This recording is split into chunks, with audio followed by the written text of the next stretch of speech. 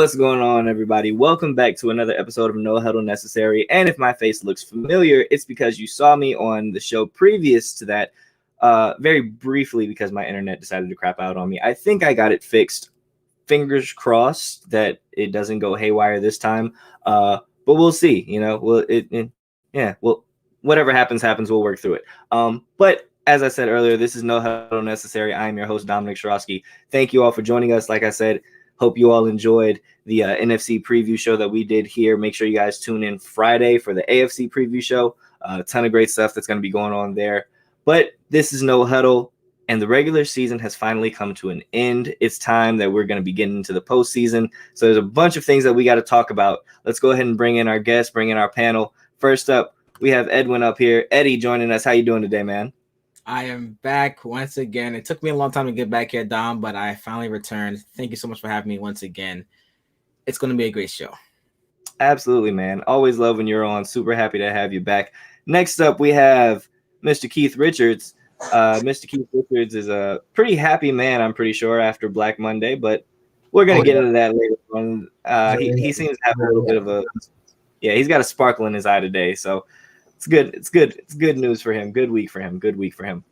Also, we have Mr. Ryan Cooley joining us today. How are you doing, sir? I'm doing well. How about you guys? Great, man. It's the postseason, man. The regular season is over. Now we're getting down to the nitty gritty. We're getting to the games that matter. So the fun starts now. Exactly, right? This is what you went through a 17 game regular season for. Now you're here. It's anyone's game, you know. All you got to do is get invited to the ball, and so we're gonna look at some of that stuff. But before we get into some of those playoff matchups or things like that, there's some things that I do want to focus on just around the league that happened in this last season or this last week. So let's go ahead, jump into this first quarter, because I'm interested to get you all's takes. So let's go ahead, let's hop into this first quarter.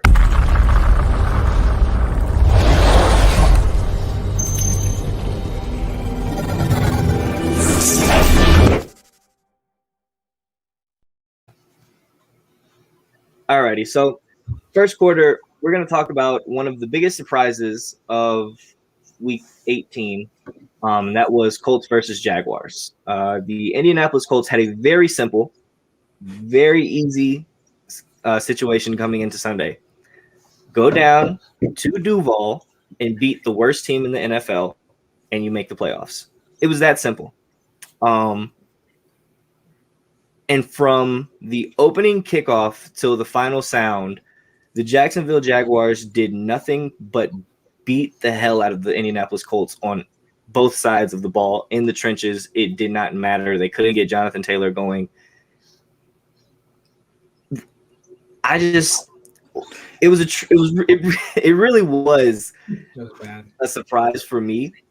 And also after the game, obviously you have the Colts head coach kind of almost not really committing to Carson Wentz, you know, saying, oh, well, I don't want to answer questions about any one person or anything like that. So I open the floor up to you guys. What were your thoughts on that game? And more importantly, where do the Colts go from here after they started off rough, then had like a 6-week period where they looked like they might be one of the best teams in the NFL. Jonathan Taylor was in the MVP conversation, to now they lose their last 2 games and miss the playoffs, and you're stuck with Carson Wentz for another year. You basically gave Philly a first rounder and a third rounder, all this type of stuff. Where do the Colts go from here? Keith, we'll start with you. The Colts are back to where they were when Peyton left. They still need a quarterback. They thought Andrew Luck was going to be the guy. We thought Andrew Luck was going to be the guy. But they did the Andrew Luck, what the Lions did to Calvin Johnson and Barry Sanders. Ran them into early retirement. It looks like they had some strides taken when they got Phillip Rivers, but they only had him for, what was it, just one season? I'm pretty sure it wasn't 2. I think it was just one season. So they fix the offensive line. They make some strides. They get a serviceable defense, but then they bring in him, Carson Wentz. And it's not often that I admit that I am wrong. Not going to do it right here either. But needless to say, the Wentz-Reich marriage did not work out like a lot of people, including myself, did. I mean, it's only been a season, but really it boils down to me the last 2 games of the season. In those last 2 games, Carson Wentz threw for 148 yards on 58% completion and 185 on 58.6% completion and an interception in those last 2 games back to back. Now, the passing yards is going to be low because that offense is heavily tailored to Jonathan Taylor. But it's the completion percentage. If you watch the games, it's the Carson Wentz that we saw that was in Philly before he was thrown out of there. And really, at this point, I think you have to say that Carson Wentz is who he is. He had the 1 year that he had an MVP caliber season, and he hasn't had a good year since, really. So the Colts have one of the best running backs in the league. They have a good running back core, actually. They got talent at receiver, more than serviceable defense, an offensive line that plays really well.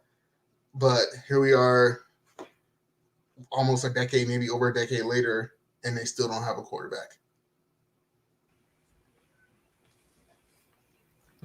Still don't have a quarterback. And, I think you and I were pretty vocal about, at least I know I was big on the Carson Wentz train, and I thought that him going to Indianapolis made a ton of sense. I thought it was going to be exactly what he needed. And the consistency just isn't there. You see it in games where sometimes he makes the right decisions where he knows, oh, hey, look, I don't have to do too much. I just got to hand the ball off to Jonathan Taylor. And then there are some times where, he has those games where he throws the ball and he makes – sometimes he probably does try and do too much, but then, he makes the great plays and you're like, oh, man, this is the Carson Wentz, that almost won an MVP. And then you have games like Sunday where he posts a 4.4 QBR. Eddie, we're going to go to you now. Where do the Colts go from here? Are you of the same mindset with Keith that maybe they still need to try and find another quarterback? Should they stick with Carson Wentz? Where do the Colts go from here? I'm sticking with Carson Wentz, to be honest. And I don't want to go just into the last 2 games to kind of judge them off. I think that, yes, they had a spell where they weren't looking too good. And then, obviously, throughout the middle portion of the season, they looked like one of the better teams in the AFC, one of the more complete teams in the AFC.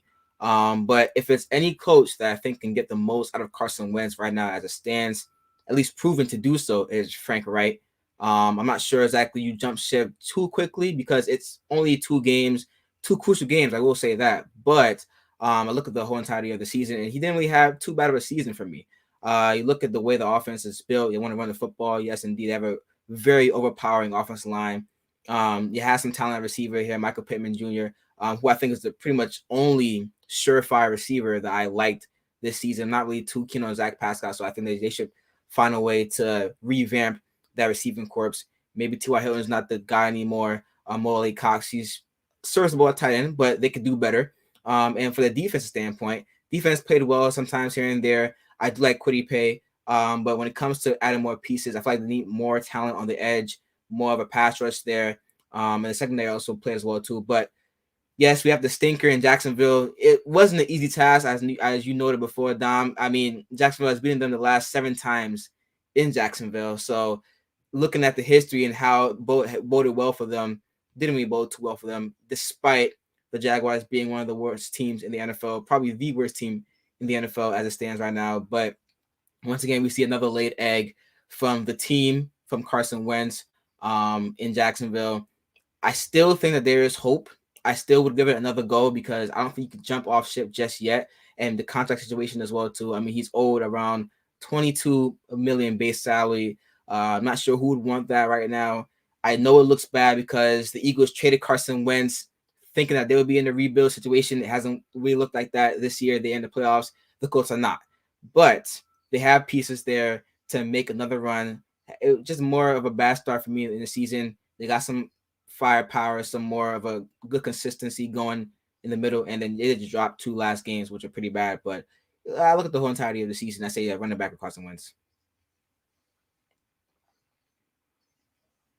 run it back with good old Carl Wentz. Carl, you know, I like the kid. I do, man. I like Carson Wentz a lot. I want that to be known. Like, I really do, and I'm a big supporter of his. Like, but He's a nice it's guy. hard, right? Like, nice guy. And just I see the talent, right? Like, he's very clearly talented. It's just I feel like he got broken in Philadelphia, and I just don't know if he'll ever be able to mend that mental block that kind of crippled him ever since that season where they just had a ton of injuries and he just had to go out there and make play after play.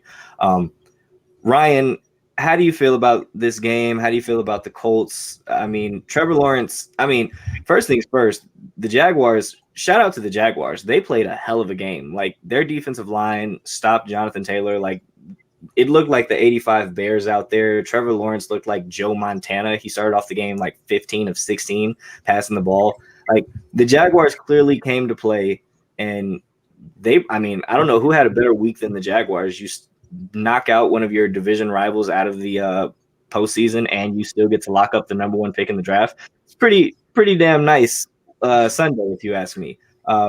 Ryan, what are your thoughts again on the game and just what the Colts should be trying to do moving forward?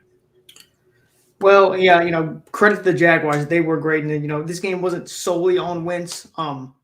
Every aspect they got their, asses kicked, offensive line, defensive line, special teams, everywhere. So it's not just on Carson Wentz.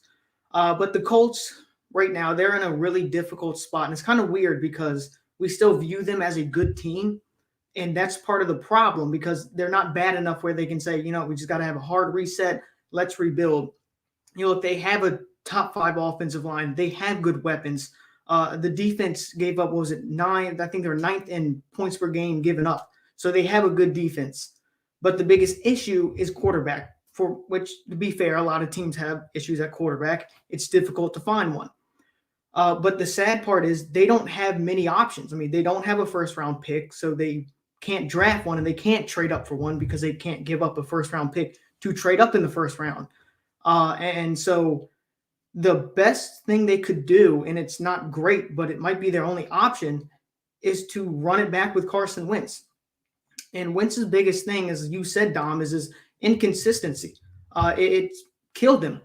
You never knew when he was going to have a good game. You never knew when he was going to have an awful game. And some of those games he looked really good. And you look some of the times in the games he looked good. And then later in the game he didn't look good. The inconsistency killed him. And when you're looking at a quarterback, you have to have that consistency. And that's what separates good from great quarterbacks. So the bad thing for them is, though, they can't get one of those great quarterbacks unless a Russell Wilson, Aaron Rodgers, or Deshaun Watson goes there, which at least I haven't heard any rumors that they were going to go there or wanted to. And I don't know if the Colts have that much that they could give up to get one of those 3 quarterbacks. So Carson Wentz might be their best option, which, isn't great, but it might be their only option to do. And when you look at the Colts, it's not like they're totally stuck in the mud here. There are other places to build around. You look at the defense, it was good, but not great. So, maybe be aggressive free agency, get some pieces that you need on that defense, and get another reliable weapon that you can give Carson Wentz, because they have a good, weapons, but they don't have a great number one guy. Michael Pittman's very good, but I don't view him as a top tier number one guy. So I think if they get one of those to pair with Michael Pittman, and of course you got Jonathan Taylor in offensive line and run game, I think you can look a lot better. And, let's not forget a few weeks ago, we were talking about this team possibly being in the Super Bowl. Like, they were the dark horses of the AFC. They beat the Patriots. They went on like a winning streak, and everyone was like, oh, maybe this team can do it. So I'm not going to let one or two bad, obviously awful games by them, because that's what it was, awful games, defer me from thinking that this team's not good. So I do think Carson Wentz isn't great for them, but it's their only option is to run it back with him. So, I guess try to build with your defense and other weapons, and really that's the only option you have. The good news for the Colts, I'll say, is that you have Carson Wentz, and again, it's a consistency thing. Hopefully, maybe another year in the system, another offseason, just another year removed from Philly. Like maybe all of that stuff helps out. The good thing for the Colts, however, is that you have a lot of cap space next year. You're one of the very few teams that are very good, still have some pretty good draft capital, and still have a lot of cap space. So they have a lot of room to move some guys or pick up some guys. We talked about them not having a real number one option at the receiver position. In my opinion, I think Michael Pittman is a really good number 2. I think T.Y. Hilton is basically just kind of a deep ball threat at this point. They don't have a real number considering retiring too. I think I saw that today. I'm not sure he is, right. But he could be gone. Right, but I think the Colts will make some moves. I'm interested to see what they do at the wide receiver position because I think that there's going to be a lot of good names out there on the market. Guys like, granted, they're going to be coming off of injuries, but guys like Chris Godwin, Juju Smith-Schuster. There's going to be a bunch of guys that are available in free agency that I think the Colts should go after. But at the end of the day, I think we all agree when it comes to the Colts, it's about Carson Wentz. And which Carson Wentz are we going to get today?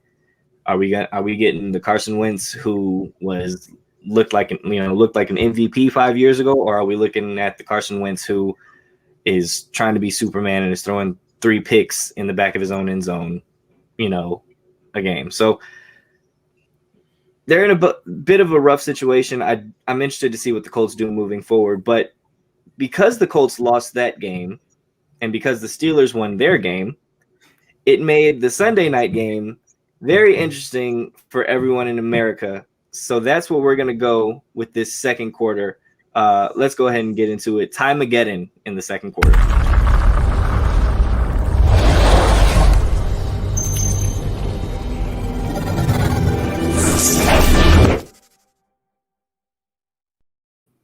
So Sunday night, you had the very rare, I don't know if I've ever seen this situation happen before, actually, in NFL history.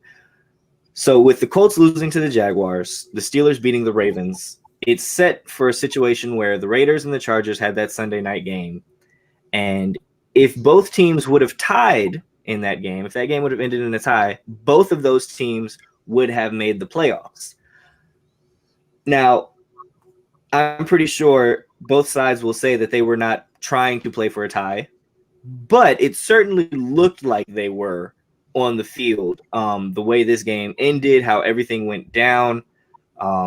Obviously, overtime, Brandon Staley calls that timeout. Raiders run the ball, get into field goal range. Daniel Carlson kicks a field goal. The Raiders win. Raiders are in, Chargers are out. I just want to know, what were you all's thoughts watching that game? And then my deeper question is, should the NFL get rid of ties altogether? Because that was kind of what I took away watching that game. But I want to turn this over to you guys. So Ryan, we'll start with you. What were your thoughts watching this game? And was this game a prime example as to why the NFL should abolish ties at this level? Well, I definitely know you probably don't want ties anymore because that would have screwed the Steelers out of getting in the playoffs. So, but no, seriously, ties are it's ignorant that we still have them in the NFL. It makes no sense. It just screws up the standings. And no one enjoys ties. I still remember a few years ago, probably 4 or 5 years ago now, when Washington was playing the Bengals in London, and we went to overtime. We couldn't win it. Dustin Hopkins missed a chip shot, which would have won us the game. And it was just infuriating. I couldn't take it. And it's just awful. I don't know why they don't just switch to college where, you get the ball at the 25-yard line. Now I think they just changed it to each team gets a crack at the 25-yard line. If it's still a tie, then they go to move to the 2 or 3, and then it's a 2-point conversion. They keep going from there, which is great because you can avoid injuries because it's not that long. You're not playing on that many snaps as opposed to playing almost an entire quarter. And 2, it eliminates the possibility of a tie. So absolutely, there should be no ties. But getting to the game, I know how a lot of people feel about it. But I'll go to my grave thinking that Las Vegas wasn't going to kick the field goal. I felt them taking a knee. It didn't make a ton of sense why they would do that. And if you looked at the Raiders, I believe they were lined up in single back formation. Carr was under center. So it really wasn't your traditional taking a knee and just ending the game. So Brandon Staley thought, looks like they're going to run the ball. And, they had their pass defense out there because the Raiders were in their 2-minute drill. So he called a timeout, got his run defense out there. And my biggest worry or concern about was, how do you put your run defense out there and immediately give up a 10-yard run when you don't want to? I mean, giving up 3 or 4 yards would have been fine. Still would have been a 50-plus yard field goal. But the fact that you ran your run defense out there and they still gave up 10 yards, that was the biggest concern for me. But really, if you look at the situation, it didn't make a ton of sense for why the Raiders wouldn't kick the field goal, because if they kick it and win, they're the 6th seed, which means they don't have to go to Kansas City and play the Chiefs in Kansas City. Now you get to play a team that hasn't won a playoff game, was it like 20 years? So for the Raiders, to me, it was like one of those win-win situations. You kick the field goal, you make it, great, you're the 6th seed. You kick the field goal, you miss it, okay, you're the 7th seed, no harm done. So for me, I don't see why the Raiders wouldn't have kicked a field goal, and I believe they were willing, or they were going to kick one. So I didn't understand all the people getting upset about the timeout. I understand, to some degree, because of the result of what happened, but to me, it just wouldn't make a ton of sense for the Raiders not to kick the field goal, because you miss it, oh well, you're still the 7th seed. The only risk you're really taking is the Chargers blocking it and then running back for a touchdown, which, let's be honest, the odds of that are very slim. And then they also had after the game, I saw on social media went viral, was the long snapper for the Raiders was talking to Austin Eckler, and it looked like he was saying, yeah, we were going to take a knee. And that got people pretty fired up, going like, really? See, they were going to take a knee. But then I think it was like the next day, he went on, the long snapper for the Raiders went on Twitter and said, you guys really think they're telling me what the hell we're doing? I have no idea what we were doing. So that kind of debunked that. But I just think that there was no way they weren't going to at least attempt the field goal. So that was kind of my takeaway from the game, and how I just thought it was a little bit overblown, was that timeout that Brandon Staley took.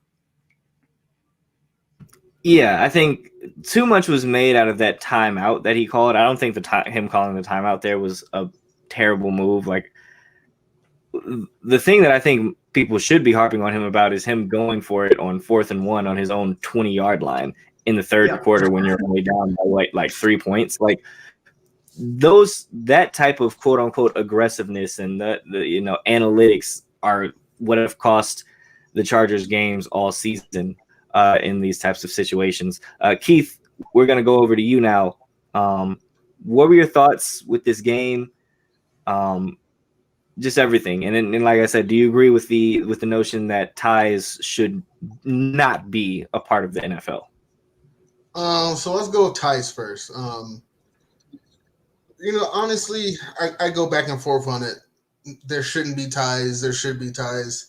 And really, at this point, I think they should leave it as it is. I really do love the college overtime rules, as Ryan pointed out, especially the new ones where after the second overtime, you have to go for a 2-point conversion, which at that point becomes, give me your best play, I'll give you my best play, let's see who wins. I really love that system. But there's 2 problems I have with keeping those overtimes going. One, it's an 18-week, 17-game season now. And every extra minute, every extra second on the field, every extra hit you take hurts as a player. So they tried to eliminate that even with the shorter season by bringing down the overtime from 15 minutes to 10 minutes. They kept, if you score a touchdown on the first possession, you win. I don't like that as much, but it is what it is. The second reason is I honestly do not trust the officials for that long of a game. We saw what happened with the Bengals and the Chiefs in the last of that fourth quarter when there was like 3 penalties in the span of 2 minutes of game time, even less than that. Some of them were warranted, some of them very questionable. I don't trust the ability of the officials right now. If they have full-time officials, different story. Let's go ahead and do it. They don't. The officiating is horrible. I definitely would not want to put the result of the game in the hands of the officials, which technically is not. Another big problem is teams are missing easy field goals, so there probably shouldn't be any ties if people just did their job and made 20, 30, sometimes 40-yard field goals, which is a whole other thing. But I think right now, until they have a better solution, then they just need to keep ties until they can figure out how to make it work better. As far as with that game, I think Brandon Staley completely wet the bed. I don't think either team went into that game with a mindset of let's get a tie and let's screw the Steelers. If you watch that game, it was very obvious all the way through to probably midway to fourth quarter. Both teams were playing to win. But even I could see watching from home that the feeling of the game shifted when neither team could stop each other from moving down the field late in the game. Raiders would go up, Chargers would come back and tie it. So on that last drive, it wasn't like the Raiders were really doing a whole lot to try and score a touchdown. Obviously, you still win when you score a field goal, but they weren't like putting out plays that you would think are going to get you a lot of bang for your buck. They kind of played it conservative. And then the issue I have with Brandon Staley's timeout is that if you want to call a timeout to set up your defense, that's fine. But he let so much time run off the clock before he called that timeout. That wasn't like the Raiders were doing anything fancy to try to hide what they were doing. What they were doing was very obvious. They were going to run the ball. He let so long run off the clock. He called the timeout to set up his defense, and they gave up 10 yards. So it was just a waste of a play. And then I think it was at that point when the Raiders said, well, let's try and win this, because I think they were going to try to maybe just kick the long field goal. And honestly, I don't think they had much faith that they were going to make the long field goal, because the last 2 or 3 kicks by each kicker barely made it from distances of like 40-some yards. So you're looking at a 55-yard, almost 60-yard field goal. I don't think they're going to make that. They weren't going to take a knee because that would just cause a riot. But I think they had accepted their fate. We'll try this long field goal. If we make it. Probably not going to make it. But when they gave up that run because of that stupid timeout that Staley called, not even it was a stupid because he ran so much time off the clock and that he still put in a bad defense. It also gave the Raiders time to call a better play as well. Who knows that the play that they had called would have been good. They probably had the time to assess the situation and call a better play. So Staley just failed his team in that game, I think. Yeah, Brandon Staley's getting a ton of criticism, and well-deserved for his first year. Granted, I think it is good to keep in perspective that this is his first year as a head coach. You're going to have these growing pains. I think he'll learn from it, because at the end of the day, I do think Brandon Staley can be a very good head coach. He just has to understand that you can't, like, analytics don't tell the full story, and that there has to be a happy marriage between analytics and feel for the game and understanding momentum and stuff like that. I want to know the analytics that he's using. Like, what analytics say go for it inside your own 20-yard line? I'm pretty sure there's no analytical system out there that says that play is okay. Yeah, so, I'm a huge analyst. I don't think anytime you're in your own, unless it's like, you're losing the game, it's the last 2 minutes and you have to go for it. Yeah, I don't know where, unless he felt like the defense isn't stopping anybody. I trust him all. Maybe that's what he thought, but yeah. The analytics, I guess, in that situation say that your chances of picking up the 4th and 1 yard, like, you have about a 70% chance of picking that up, and teams that convert 4th downs win games more often, and it's a bunch of other super nerd numbers and stuff like that. But that's what he's been doing all season. That's what he's been doing. But Eddie, I want to get to you. What were your thoughts on the game? What were your thoughts about the ties in the NFL, things like that. What were your thoughts? Forget the analytics, Dom. Forget the analytics because that was just insane. Going back into that play specifically, you don't have the best overpowering offensive line. It's okay. It's average at best, right? Austin Eckler is a nice back. He's a good running back, but he's not an overpowering running back that I feel as though I can be confident enough to get that 1 yard. Not the Jonathan Taylor, Derrick Henry, Zeke Elliott, those guys who could push forward for a 1 yard. Alvin Kamara. I'm not sure if he's that guy. So I'm not even sure why he had the reason to call that. Going back into the last play of the game before overtime, I'm surprised he didn't go for 2 points, to end the game right there. That would have been a sole Brandon Staley call this season, what we've been seeing the whole entire year. And I said this before, Brandon Staley's aggressiveness cost him a lot of games. It cost him the Chiefs game. It cost him this game. And it only looked as if it was working because Justin Herbert bailed him out with those fourth quarter, fourth down throws that pretty much brought them back into the game into forced overtime. But, that game, I get it, the timeout. It's more of a case for me of they're in a situation where they're trying to run the clock out. We get it. They're not doing anything special, as Keith and Ryan mentioned before. Now you call a timeout. It gives them a chance to think more about the next play.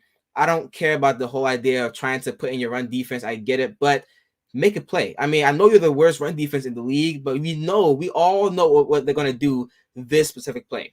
And it gives you less time and them less time to figure out an offensive play call to make sure they get the first down, as opposed to you calling a timeout and then giving them extra time to think about it. I thought that was a really wrong call. Regardless if they're the worst defense or not, stack the box, make a football play, force them to kick a long field goal. If not, force them to run the clock out. You're both in. They should be simple right there, but once again, he did not do that. And we saw that throughout the whole season that it hasn't really been working out. Yes, he is a first-year head coach, but I think he can only get better from this. Maybe he will learn from his mistakes.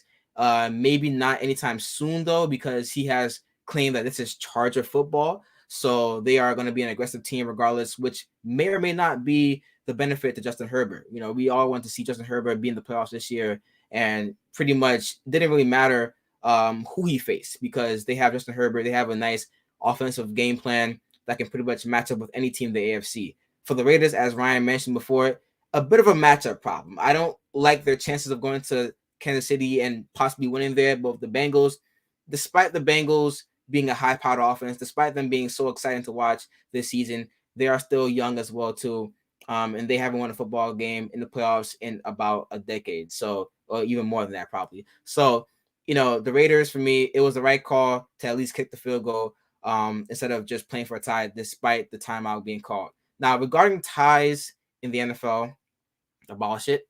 I'm more so with the case of what Keith and Ryan said in regards to playing the short game, maybe 25-yard lines here and there. I get it. Anytime you step on in the NFL field, you have a risk of running an injury. That's the game that these guys plays. I get it. But more so than not, try and find a way to at least make the overtime rules a little bit more workable. It's possible. It really is possible to do so, because I just wondered this season, going back into that Steelers and Lions game, I know Don was watching. I know he was sweating too, because when it came down to the fumble, that he thought that he was going to win the game, but it came down to the Pat Fry move, I believe, fumble, led the Lions. I wonder exactly how the game would have played out, and the Lions possibly getting a win there as opposed to getting a win later on in the season. If they would have just abolished ties, no tie in the game, and pretty much play until you win. I get it. That would have been something that I was really questioning on whether or not it would be possible to happen, but we never know because it was a tie in that game, obviously. So I think the NFL should go to a more route of doing a case-by-case basis where you're either on a 25-yard line and shorter, or as Ryan mentioned before, as Keith mentioned before, the 2-point conversions, the goal line situations, your best play against my best play, see what happens, make a play, stop it, and then, hopefully we can get this whole idea of playing until the whistle ends, playing until a team wins out, because I'm not sure. It's rare that a tie happens, also rare that playoff implications could be considered when ties do happen. At least, this season was an example of that, but still is very rare though. So I wouldn't like the idea of a tie moving forward, but I do like the idea of at least a team being a victor when it's all said and done. Okay.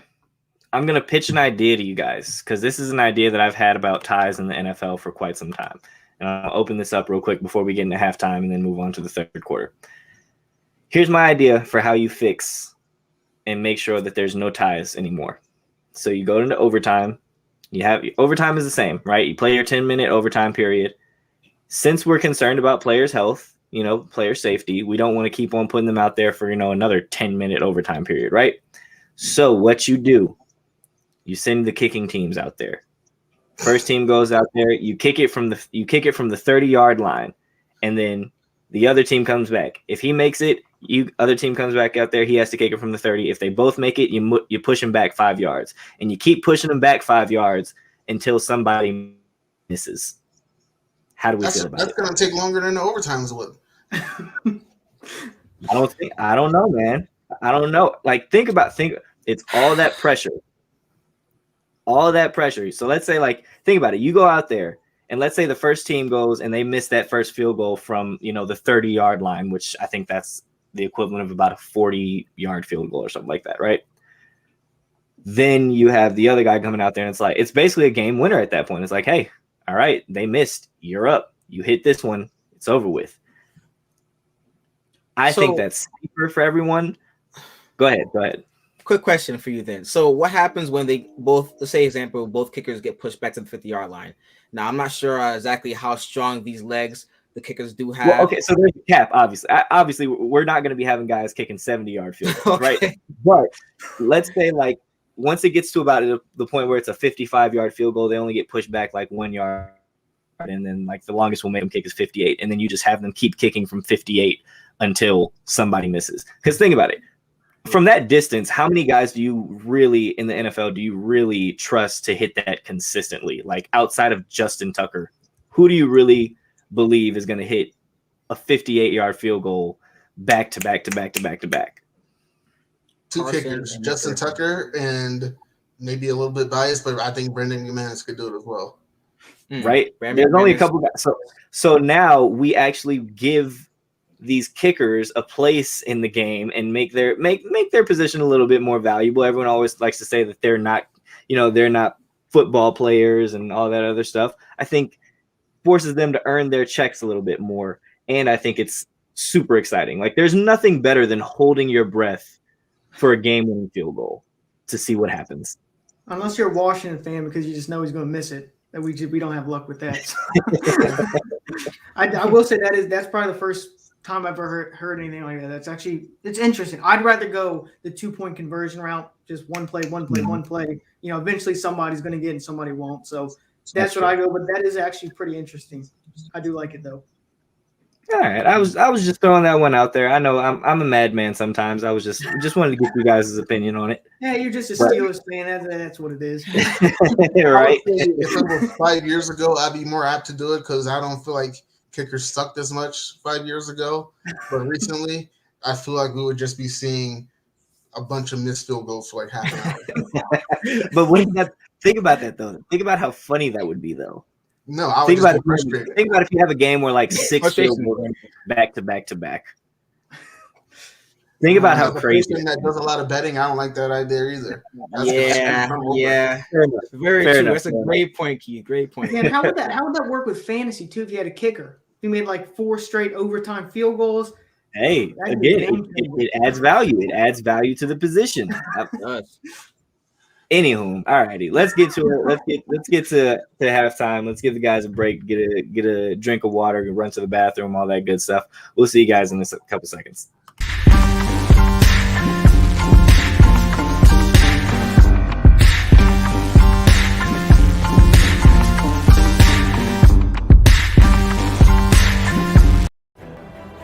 The Team Nuts and Bolts Sports Store is officially open.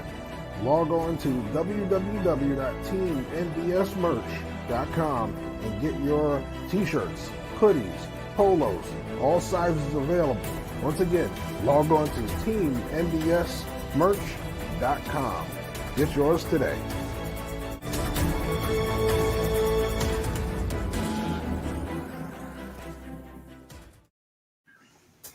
Alrighty, so we are back, getting ready to get back into all this good stuff, heading into the third quarter. And Keith, I think you're going to enjoy talking about this next topic. I'm sure he will have a lot to say.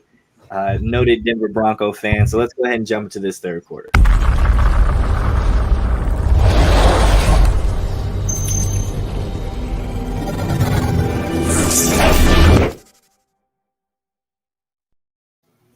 Alrighty, so the end of the regular season, the end of week 18 is obviously it's a great time, but it's not the greatest of times for guys 24 hours after that last game.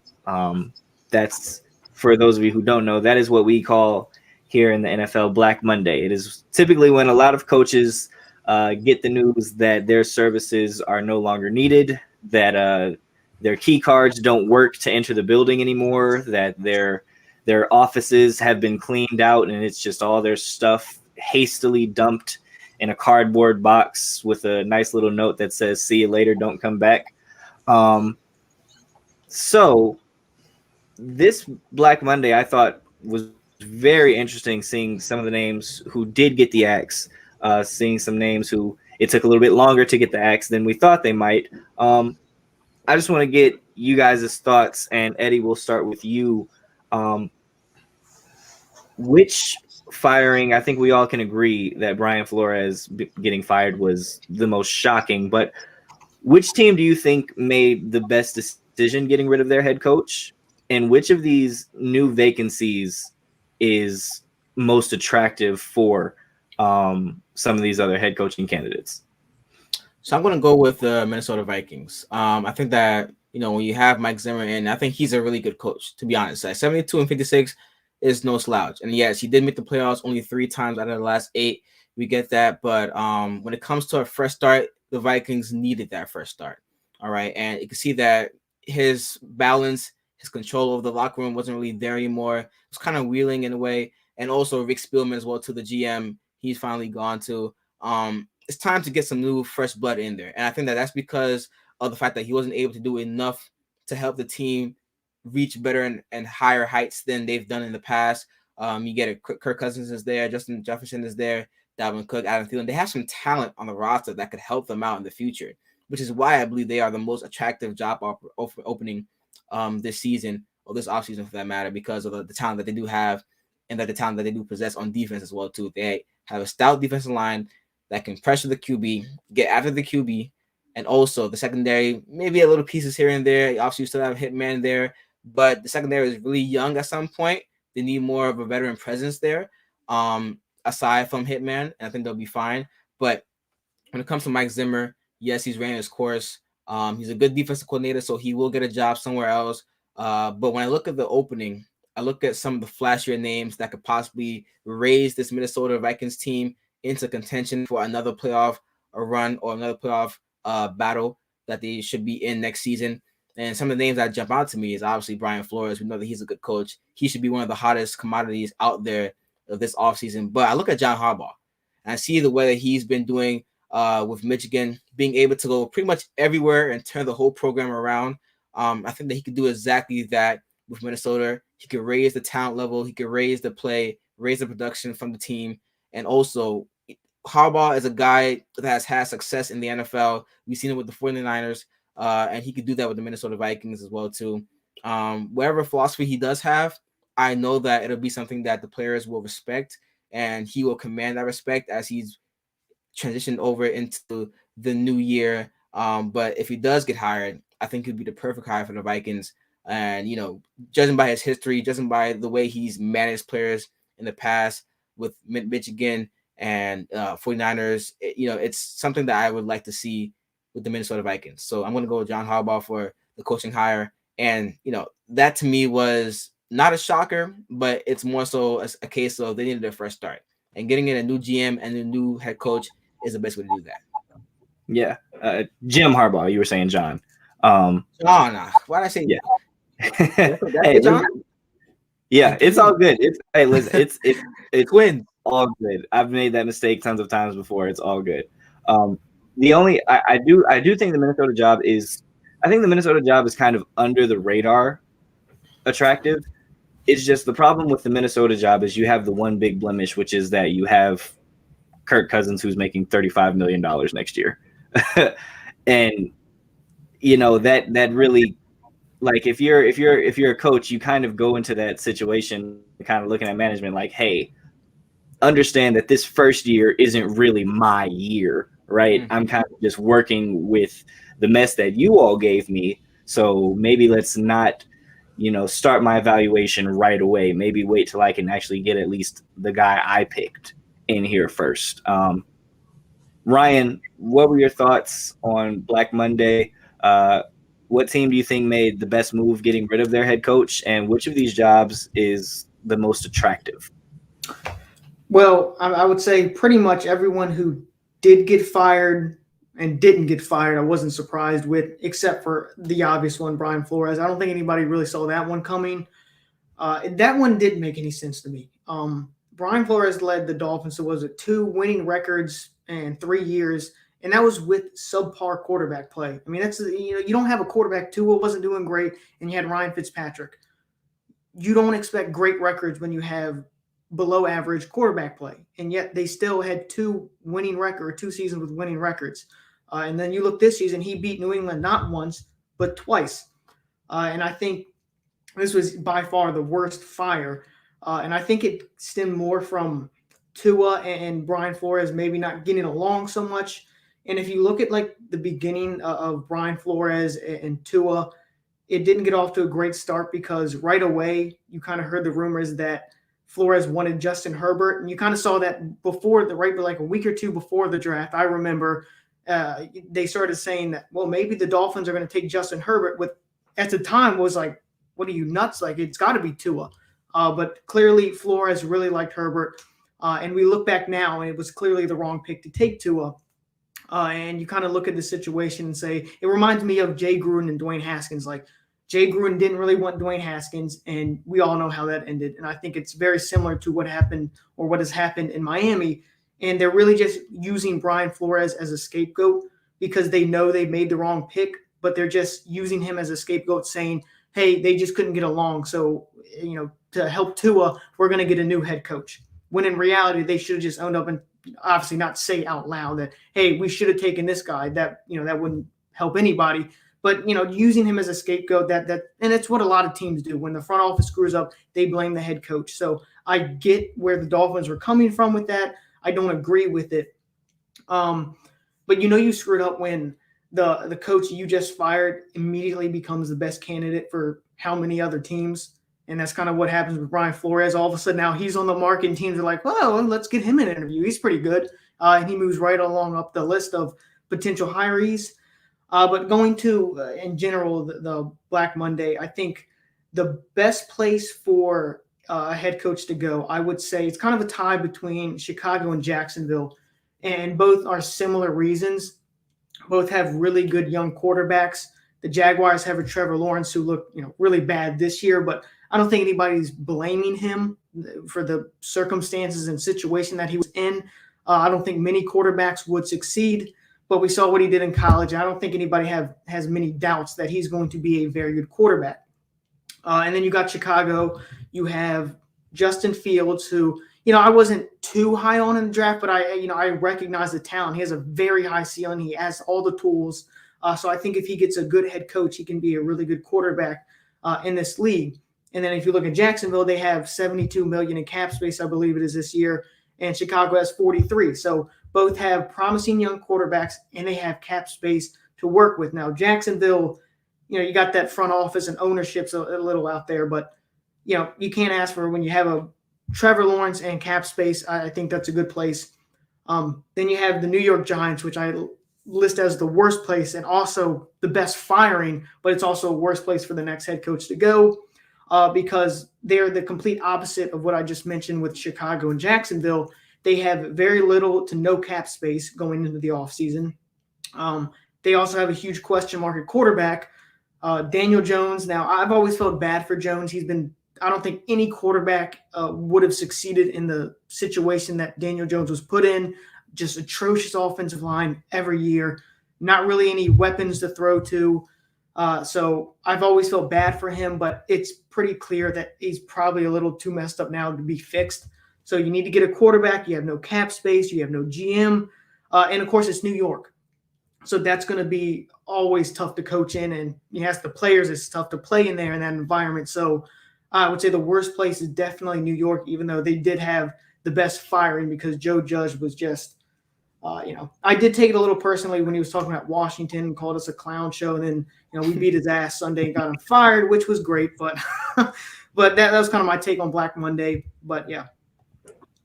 Speaking of Joe Judge, real quick, worst call, going forward on 4th and 1 on your own 18 or calling a quarterback sneak on 3rd and 9 to get more field for a punt? It's got to be the sneak. Like you can say, well, maybe he was just being really aggressive with Brandon Staley, and he thought his defense wasn't great. But there's absolutely no reason to call a sneak. I was watching them. I went, well, I almost had to rewind it. Like they did not just run a sneak at their own 4-yard line. It doesn't make any sense at all. And he's gonna call Washington a clown show. Yeah, okay, buddy. All right. Yeah, I go with the sneak too. That was pretty bad. You just can't have that happen, especially in New York too. The media will be on your heads after that. He just wanted to get fired after that call. Like there was no possible way. And I get it. You have Jake Fromm there starting, but still, forget about the whole idea of trying to protect the QB. Let's see if he has something in him enough to see if he's a backup at the most, or maybe a potential starter in the future. We don't know that now, but that was a terrible call for me.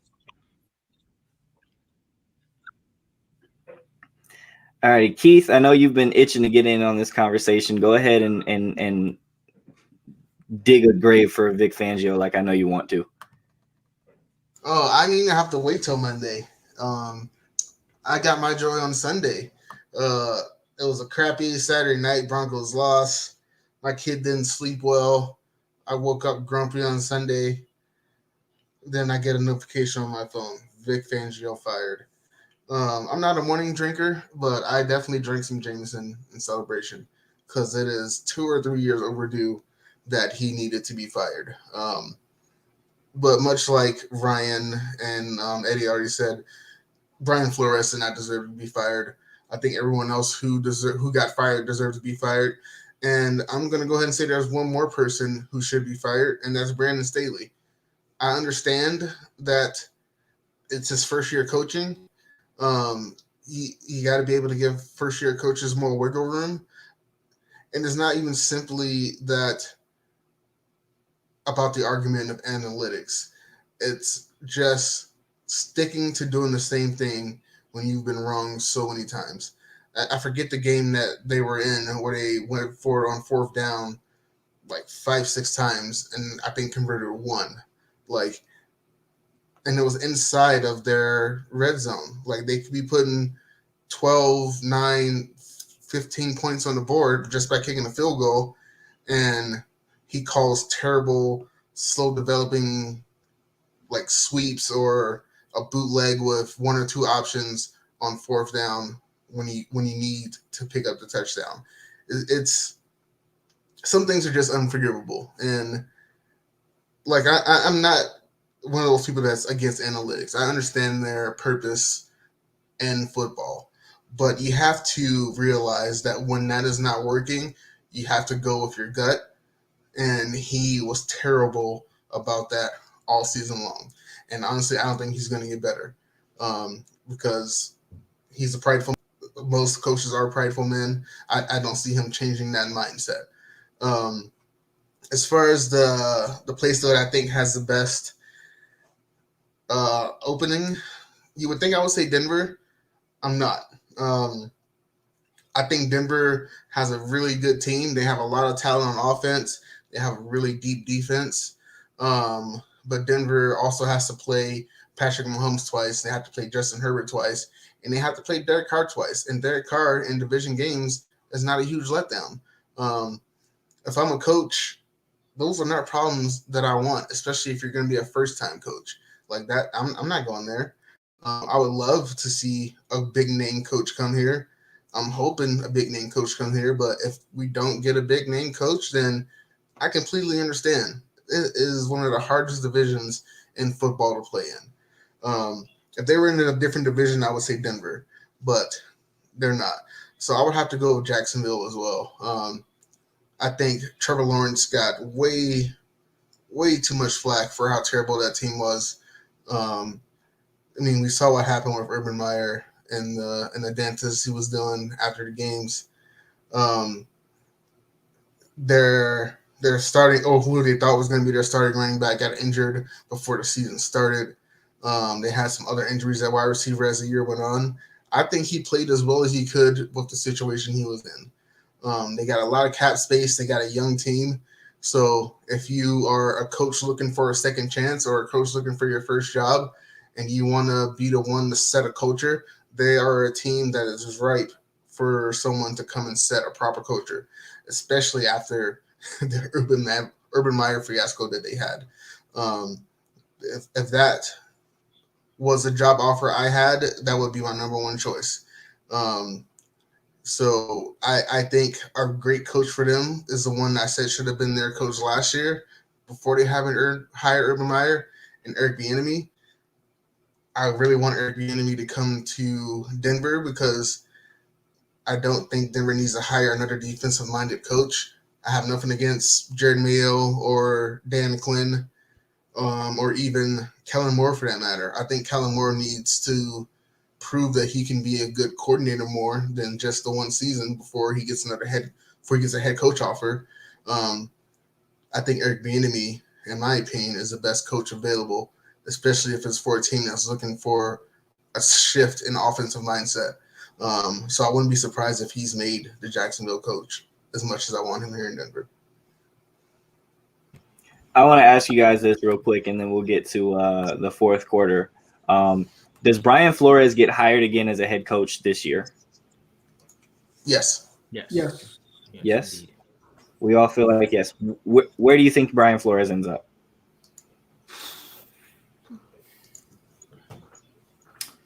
Chicago maybe, but I think they might want to go offensive coordinator, somebody like a former offensive-minded coach or something like that with Justin Fields.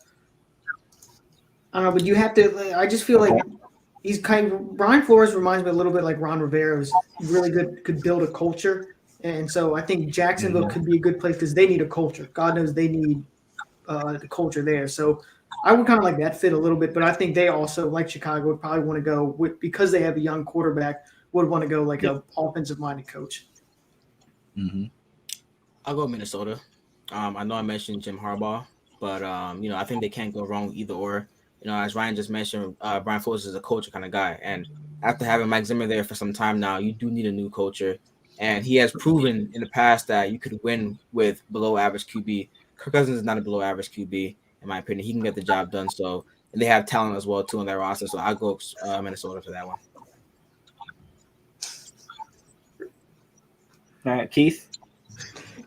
What was that, Dom?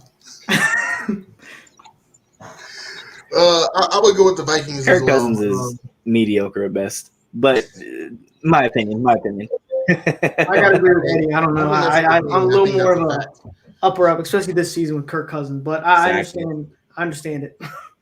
I would say probably Minnesota would be the team that he would want, and that's who they should be looking at as well. I mean, he took a far less talented team in Miami to 2 successful winning seasons. And they've got Kirk Cousins aside, like he is who he is, but they also have Adam Thielen, who's going to be coming back, Justin Jefferson, Dalvin Cook. Like they have a really good offense, and he can help solidify that defense. He can bring in a good offensive coordinator to take over a talented offense, and he can set a more sterner culture on defense. Okay. The spot that I'm actually really interested in for Brian Flores, and it's because of the way things worked out. To me, I think he's a shoo-in to get the New York Giants job. Because I think the Giants were very hesitant to let go of Joe Judge. Like just like 2 weeks ago, it was no, we're committing to Joe Judge and Daniel Jones next year. And then I felt like Brian Flores got fired and the news was out that he was going to be up for a head coaching job. And then I feel like when the Giants saw that, oh, we can get Brian Flores possibly, yeah, Joe Judge, hit the road, buddy. Brian Flores also is a New York guy. He has ties. I believe he's from Brooklyn or went to school in Brooklyn. So I'm interested. I'm interested to see where it goes. But he's a really good coach. I do think that he's going to need a very good offensive coordinator to kind of mediate that situation between him and the quarterback wherever he goes. But I think whoever gets him is going to get an absolute gem at the head coaching position. I'll say one more thing real quick. We've been here long enough. I think it's time for Jim Harbaugh leaves. Go ahead. I'll be shocked if Jim Harbaugh leaves Michigan. He finally beat Ohio State. I'm 95% sure he can make more money in college than he can in the NFL. Like, he really has no incentive to leave at this point. So I don't think he's going anywhere. I think for Jim Harbaugh, I will say this. I think because all those guys still want to scratch that NFL itch, and I think he wants to prove he can. I think he would like to prove he can win a Super Bowl in the NFL. Like, I think Jim Harbaugh would like to be in the NFL again, and if he's gonna do it, it needs to be this year. Because you're not going to win a championship in Michigan. You're not winning the recruiting battles against teams like Georgia and Alabama and LSU and Ohio State. You're just not going to be a talented enough roster to win a championship. So making it to the playoffs, coming off a year where you make it to the playoffs after being unranked at the beginning of the year, you finally get the monkey off your back of beating Ohio State. His stock is as high as it's going to be. So if he wants the NFL, the time to do it is now. You can always come back to college if you want, but we'll see. I don't think Jim leaves Michigan, but I would not be surprised if he does. And if he does, I actually like him for Chicago. But with that being said, go ahead and throw up your fours, ladies and gentlemen, because it's time to get into the fourth quarter.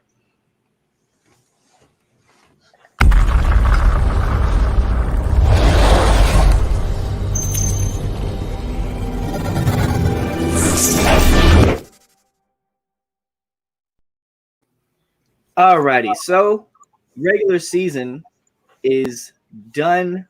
It is over with, and I feel like now is a appropriate time to give out some awards. So I want you guys to give me your award winners for the season. I want your MVP. I want your coach of the year. I want your offensive and defensive player of the year. I want your offensive and defensive rookie of the year. And if you feel like giving me a comeback player of the year, go ahead.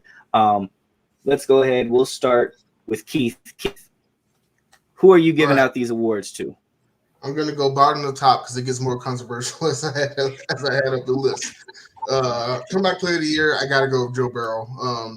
I think Bosa is a really, really close second. I mean, he definitely missed more time than Burrow did. But the reason I say Joe Burrow is I would not be surprised at all if he garnered 5 to 10 MVP votes from somewhere. Not as as a number one, but number 2 and number 3. That's how important he is to that Bengals team. Defensive rookie of the year, easy one. I think it's Micah Parsons. Don't need to discuss that much. Offensive rookie of the year, another easy one in Jamar Chase. Although I do think Jalen Waddle needs to get a little bit more respect on his name because he had a great season considering the poor quarterback play they had in Miami. But you talk about wow factor, and that's Jamar Chase all day long. Offensive player of the year, I'm going with Cooper Kupp. Didn't quite break the records, but man was borderline unguardable all season long. And especially when you think of people think best wide receivers in NFL, it's a name that doesn't come up in that conversation is Cooper Kupp, and he was the best receiver in the NFL this year. So I think he deserves that award. Defensive player of the year. I know he's not going to win it, but I think it should be Micah Parsons. He doesn't have the astronomical sack numbers that TJ Watt or Myles Garrett had, but for a rookie to come in and take on the responsibilities that he did at linebacker, at edge rusher, he was all over that field. Dallas was missing a few players on defense on their last game, but you could clearly see where they were hurting the most, where Michael Parsons wasn't when he played. He's not going to win it. It's probably going to be TJ Watt because it's always about who has a bigger flash, but I think it should be Michael Parsons. Coach of the year, I got to go with Mike Vrabel. It was a tough year for the Titans. They lost Derrick Henry, A.J. Brown, and Julio Jones were in and out of that lineup all season long, and they're still the number one seed in the AFC West, or not the AFC West, the AFC going into the playoffs. If you're going to do that with the challenges they had to face, I think you should get it. Mike Vrabel, I think, should be the coach of the year. MVP, we all know it's going to be either Tom Brady or Aaron Rodgers because they're going to give it to the quarterback. But if you think about who was the most valuable player to their team, it was Jonathan Taylor. And analytics are good, looking at PER in basketball and all these other advanced statistics in a lot of sports, but you can look at it really simply with Jonathan Taylor. In 7 of the 8 Colts losses, he did not run for 100 yards. Every single one of their wins, he rushed for over 100 yards. Like, that's how valuable his rushing attack was to the Colts. Because Carson Wentz wasn't going to win them games. It was Jonathan Taylor that was winning them games and giving Carson Wentz easier throws to make because they were stacking the box trying to stop him. I know he's not going to win, but that's who my MVP is this season.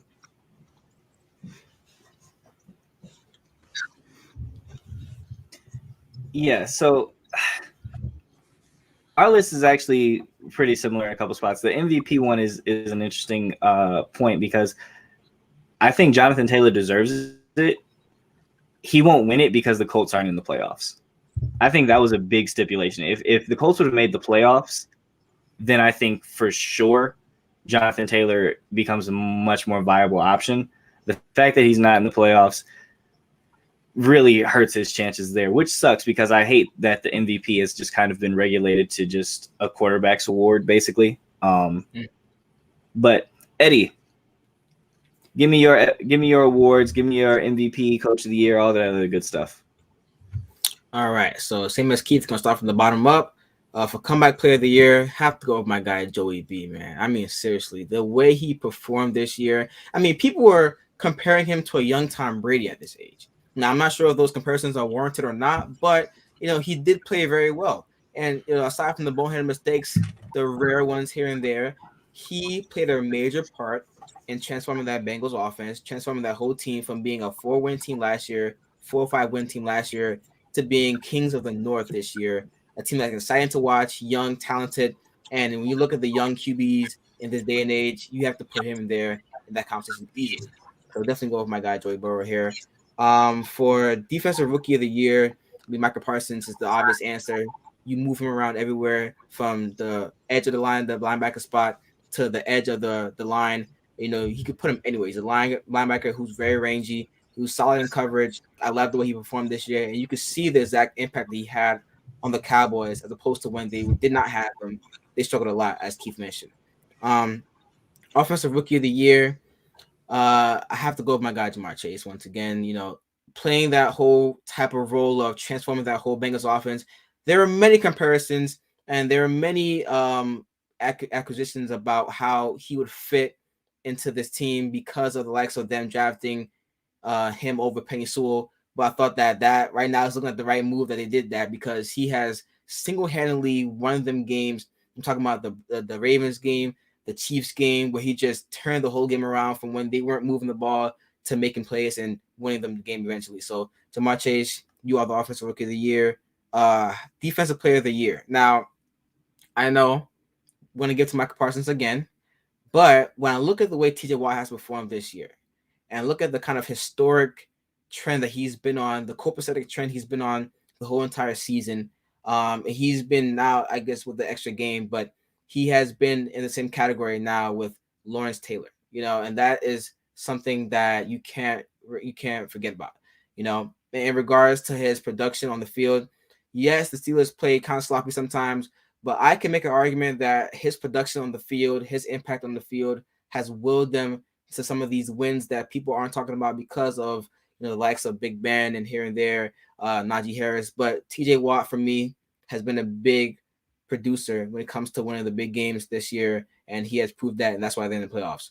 Offensive Player of the Year, have to go with Jonathan Taylor. I know Keith mentioned Cooper Kupp, but when you look at the way Jonathan Taylor has changed that whole Colts offense and identity from the point where they were losing games until the midseason where they were actually considered a top team of the AFC, despite them not being a leader in the AFC West for that matter, or the NFC South, AFC South for that matter. He was the main reason why they're winning those games, as Keith pointed out. Without him, I'm not sure we talk about Carson Wentz the same way we talk about him right now. And without him, they definitely don't get those wins to even be in playoff relevancy this season. So I'm going to go with Jonathan Taylor on that one. And last but not least, we have coach and MVP. All right, here we go. Mike Vrabel. Got to give it to my guy, Mike Vrabel. Without Julio Jones, without A.J. Brown, without his main, probably the most valuable player easily, Derrick Henry, and with so many players in and out of the lineup, the rotational players he had to use, he at one point had to use the most players this season than any other team. And yet, after all that, he's sitting first place in the AFC with a quarterback named Ryan Tannehill, who I have defended in the past, but even he couldn't overcome some of the injuries that they faced this year. And despite all that, he didn't jump ship. He stuck to his philosophy. He ran the football because that's what he built this team to do so. And being able to work out the scheme, work out the offensive scheme, the blocking scheme, to still make it effective and to still make it a case of them winning games with the run game. So I give credit to Mike Vrabel and all the world for what he's done this year. And last but not least, MVP. Going back into the season and how it was going to start, Aaron Rodgers for me, all the speculation regarding whether or not he will return to the Packers, he has quieted that all with a great MVP caliber season. The first in the NFC, he has done a great job of taking care of the football, even the basics that we want other QBs to do. Because he does it so well, we forget to mention that he does a great job of taking care of the football and giving his team a best chance to win the game. And without the Packers, without Aaron Rodgers, the Packers, I'm not sure where they would be. We saw that in the one game with Jordan Love and how bad they looked in that game against the Chiefs. But Aaron Rodgers, for me, once again, he put in a masterclass performance to warrant him being MVP this season. Okay, the Jordan Love game is not a fair comparison. Okay. Yeah, it's hard. Go ahead. Yeah, it is what it is. But I think you saw the kind of levels with Aaron Rodgers being there, both of him not being there. Yeah, like I said, it's hard to go against Aaron Rodgers. I think the only thing actually that's going to go against Aaron Rodgers is all of his off-field antics and the whole vaccination, I'm immunized stuff. I think some writers unfairly will hold that against him in their votings because this stuff is supposed to be about your value on the field, not your off-the-field stuff. But I think he might have to fight a little bit of that to win that MVP. Ryan, who are you giving your awards to? All right, bear with me. This might. I'm going to try to go fast as I can because I was going over my notes and it took me a little while to go over. So hopefully I get it done soon. All right, so starting from the bottom up, comeback player of the year, obviously Joe Burrow. The only one I did like what Keith said, Nick Bosa, that was another good one. But you also got Dak Prescott, but I think it's pretty clearly Joe Burrow. Coach of the year, I think we're going to go be 3 for 3 here. Mike Vrabel, with the injuries to A.J. Brown, Derrick Henry, Julio Jones, the offensive line got a little nicked up. The defense got injured in key positions, yet him and Ryan Tannehill hung on to the first seed in the AFC. So, it's got to be Mike Vrabel. Defensive rookie of the year, obviously Micah Parsons. As a Washington fan, can't stand it, but got to respect it. Offensive rookie of the year, Jamar Chase. Mac Jones, I did for a rookie quarterback's hard to come in, but, what Jamar Chase did this year, and also what he said with Jalen Waddle, that he's another good one that doesn't get enough attention, but Jamar Chase was on another level. All right, now getting into the more controversial things, defensive player of the year, and I know Dom's probably going to knock me 15 points for not giving TJ Watt. And a lot of people, he's not going to win it, but I think it once again should be Aaron Donald. Aaron Donald is, when I think hangs it up, could honestly be the greatest defensive player of all time. the consistency that he puts out is just unreal. TJ Watt, don't get me wrong, he will win this award, but I just believe Donald should win it because of the consistency. And TJ had a couple down games. Green Bay, Kansas City, a game against Cincinnati, didn't have a ton of pressures, wasn't great against the run. And speaking of the run, I think that's what separates him and Donald so much. If you look at their run defending grade, Aaron Donald has a flat grade of 90, while TJ Watt has a 70.1, which is still very good, especially given what he can do as a pass rusher. But you look at Aaron Donald, who's an elite pass rusher and run defender. That's why I give the edge to Donald. And plus, Donald has 86 pressures and 15 sacks as a defensive tackle, which that's what I don't think people talk about enough. He's a defensive tackle, but he's putting up elite edge rusher numbers. And TJ Watt, while he had the 22.5 sacks, which was phenomenal, he only had 62 pressures. And as I said, to Donald's 86. So that's why I give Aaron Donald Defensive Player of the Year, due to the consistency and because he's a lot better against the run. And that's no knock on TJ Watt. That's just how good Aaron Donald is. An Offensive Player of the Year, I got to give respect. I played offensive line in high school, even being pretty undersized, but I got to give to Trent Williams. And it's hard to argue this because offensive lines don't have a ton of statistics to go off of. You really just have to, kind of watch film. The only thing you can go off of is kind of grading. And Trent Williams, people just aren't talking about him enough. He put together arguably the greatest season an offensive lineman has ever had. If you look at his grade, PFF grades, they go from like 90, 92, 93. That's like best in the league. Trent Williams had a 98.3. That's like almost perfect. He had an 86 passing grade, or pass blocking grade. And then the ridiculous part, which you can't put into statistics, is the run blocking, which he had a 98.5. And Trent Williams' 98.3 overall grade, I think, would mark the highest grade of any player at any position in a year. That's how good he was. We're talking, he's throwing professional athletes like the top 0.1%. He's throwing these people around like they're rag dolls this year. He was unreal. But now to get to MVP, I'm not a big running back person as opposed to a lot of other people. I don't see they're very valuable. And I get what Jonathan Taylor did this year. But he also had, I think over 1,000 yards this season came off of what was considered perfectly blocked runs, where, you can kind of imagine what a perfectly blocked run looked like. And I know they mentioned the yards after contact. I've always felt yards after contact was somewhat overrated. Not totally, but a little bit, because, if you get hit in the shoulder a little bit and keep going for 80 yards, then technically you had 80 yards after contact. But for me, MVP goes to Tom Brady, and a lot of people think it's Aaron Rodgers will most likely win it. But for me, Brady, they asked him to do way more, and he's dealt with a lot more issues as opposed to Aaron Rodgers, who's kind of created those issues. And then the biggest thing between Rodgers and Brady is the turnover-worthy or interceptions, because Brady has like 12, 13, Rodgers has 4. So they bring up that. But when you look at turnover-worthy plays, which I believe is a lot better of an indication of how well a quarterback performed and how less likely they are to put the ball in harm's way, it takes out luck factor as far as you hit receivers right in the hands and the ball gets popped up and it's intercepted. That's really not on the quarterback. And also you have interceptions that hit defenders right in the hands and they drop it. That just goes as an incomplete pass. So when you look at turnover-worthy plays, Tom Brady has 15 this year and Rodgers has 12. When you factor in that Brady has 180 more pass attempts, he actually has a lower turnover-worthy play percentage as opposed to Aaron Rodgers, which pretty much means he puts the ball less in harm's way than Aaron Rodgers. And then the last thing about the MVP, it's called WAR, wins above replacement, and it's a statistic by PFF, which was created to show how valuable a player is to their team. And right now, Tom Brady is leading the league by a fairly large margin at 4.94 wins.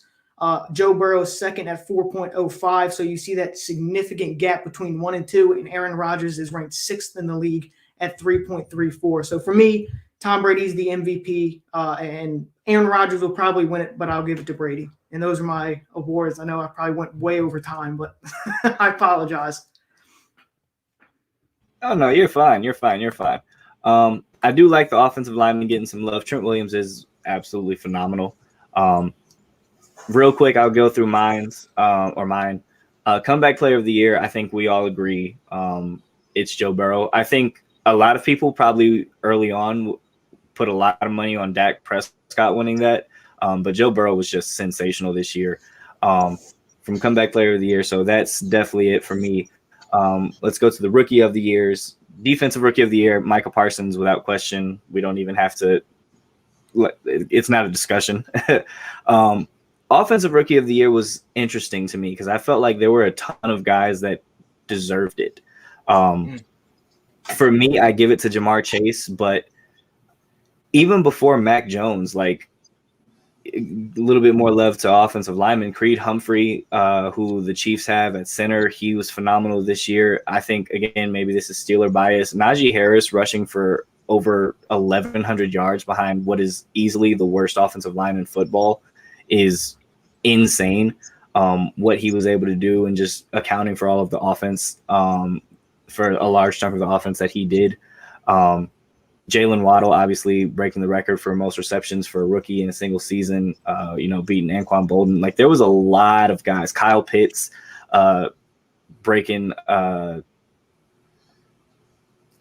types of, records from Tony Gonzalez and guys like that. So there were a ton of offensive rookies who really made impacts this year. But Jamar Chase, I think, was absolutely head and shoulders above everyone. Because Jamar Chase wasn't just good for a rookie. Jamar Chase showed that he's probably one of the 5 best wide receivers in the league. Moving on to offensive and defensive player of the year. Defensive player of the year, for me, it's TJ Watt. NFL, do the right thing and give him that sack. I don't know why we're trying to play with this about, like, this is whack. He wasn't in the dirt.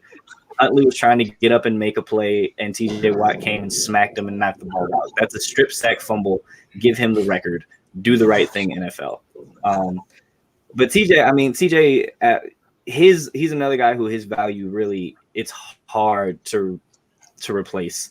And just knowing what he meant to this Steeler team. I think in games where TJ Watt played beginning to end, didn't suffer an injury where he had to come out of the game early. I think the Steelers were like 7-9 in those games, or I'm sorry, 7-2 in those games or something like that. Like it was ridiculous how much of an effect he has on the field. So to me, it's TJ Watt for defensive player of the year. Offensive player of the year.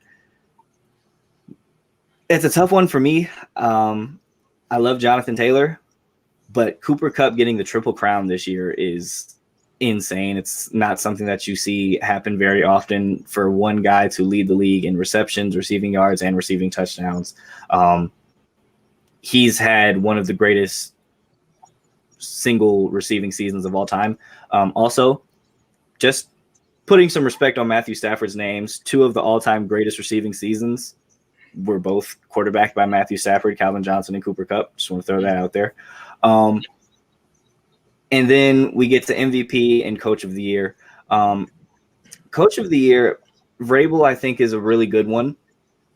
I'm going to go with one that it's so obvious that we don't like to give it to him anymore.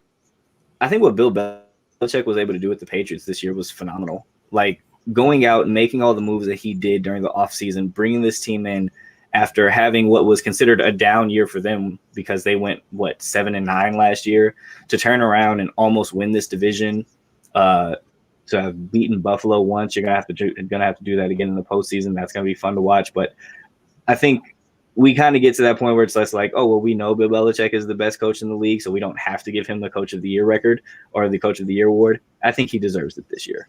And then MVP, it's Aaron Rodgers for me. Like I said, just look at the one game when Jordan Love played. Look at how differently this team looked when Aaron Rodgers wasn't on the field.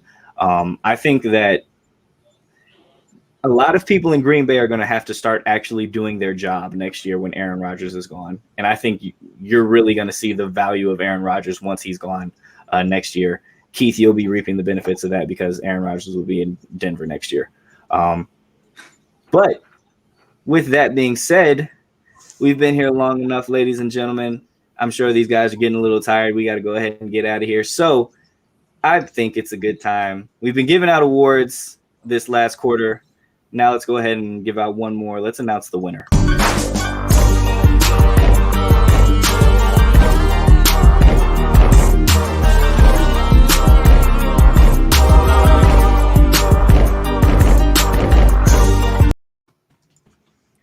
All righty. So once again, really great. I want to thank you all for coming on.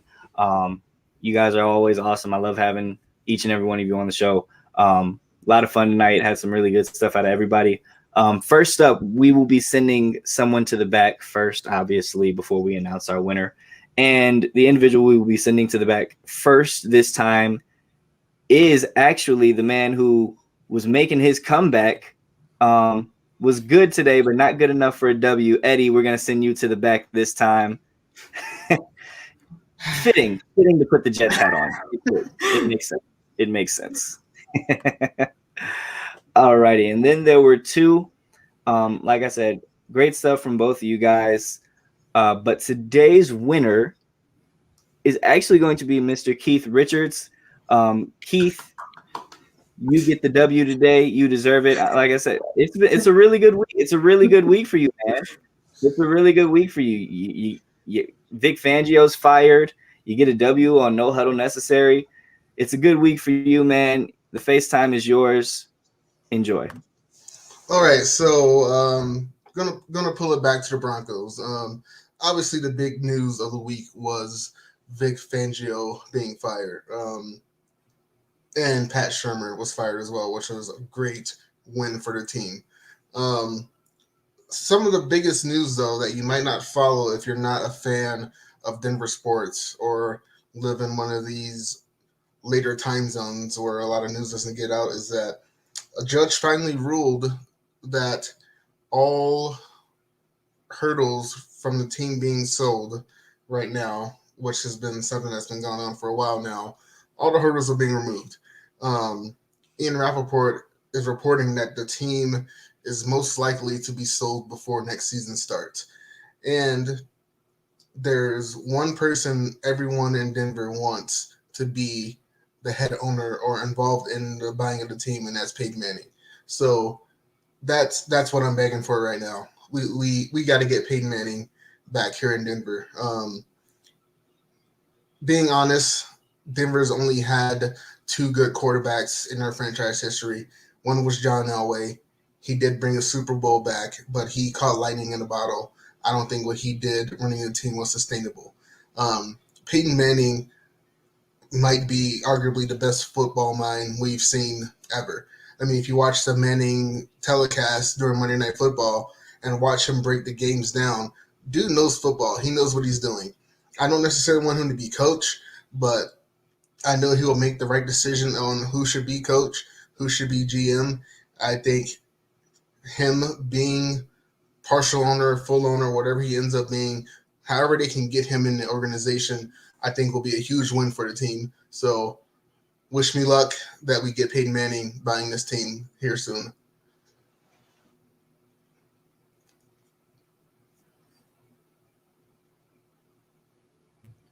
Yeah, listen, man. I think Denver, you guys are in for some good stuff. I think Peyton absolutely is going to get in there with the ownership.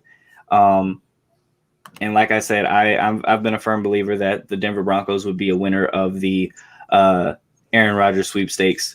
And I really see you guys kind of being like Tampa was last year. You know, you guys really are just a quarterback away from really making some noise, even though you're in a really tough division.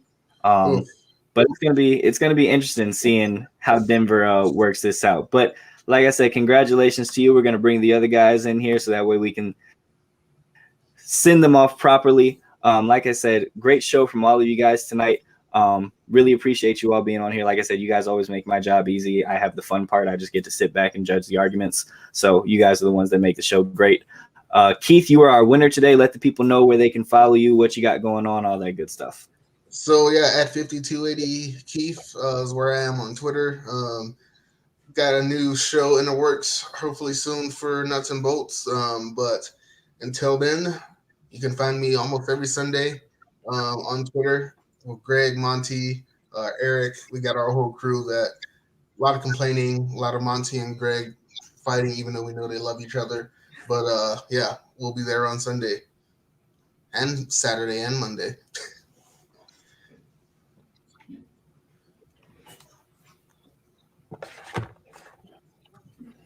All righty. Well, like I said, thank you once again. Make sure you all go check out everything Keith's got going on.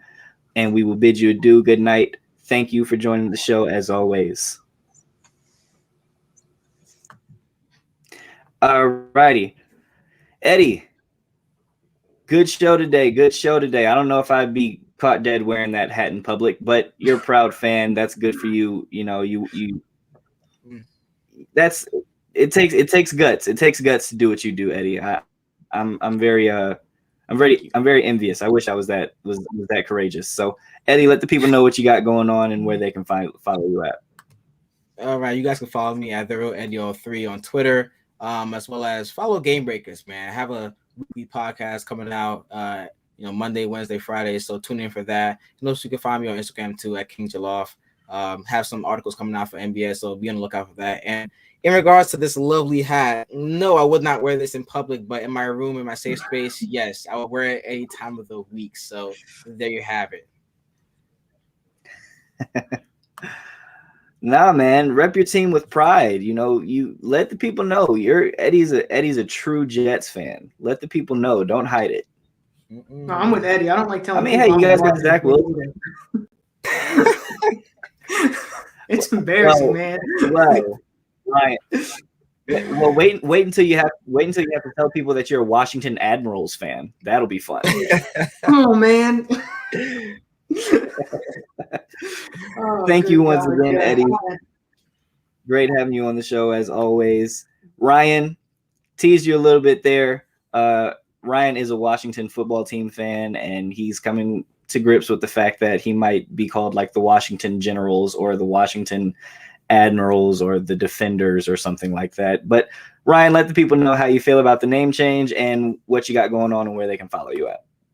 Well, the name change was kind of a joke. You know, we knew what the fan favorite was. It was Wolves or Red Wolves, and that got quickly put to rest that no, it's not going to be that. We pretty much had probably the name or a couple names that we already wanted, and fans could vote on that, which, kind of pissed me off. But anyway, you can follow me on Twitter at Cooley's Takes, podcast Cooley's Controversial Takes on Podbean, iTunes, Spotify, Nuts and Bolts Sports Podcast Network, and all that good stuff. And I should have an article maybe coming out tomorrow where I go a little more in depth about the MVP, why I think Brady should win it over Rodgers. So be sure to check that out. And yeah, that's pretty much it. Oh, and also, go Wizards. Very nice, very nice. Washington through and through. Well, thank you once again for joining the show, Ryan. Always enjoy having you on. Always a pleasure. All right, see you. All righty. And that's going to do it for No Huddle Necessary today. Look at that. Looks like my connection finally figured itself out. So thankful we were able to make it through this show. Once again, thank you all for watching. Thank you to all of our guests for joining the show. As always, I'm the host, Dominic Sharosky. Let me try that again. We will be back on Wednesday next week, same time, 8 p.m. Eastern Standard Time, recapping some of the playoff games, talking a whole bunch of stuff. We're going to be going until the end of the season. So it's only a couple more episodes of No Huddle left. Only a couple more episodes of No Huddle left before we will go on our hiatus during the off season. Make sure you all check out the AFC preview show. Obviously, the NFC preview show was tonight. The AFC preview show for Nuts and Bolts Sports will be Friday, so make sure you guys check into that Friday, 7 p.m. But once again, I am Dominic Sharosky. This has been No Huddle Necessary. Thank you so much for watching, and I'll see you next time. Peace.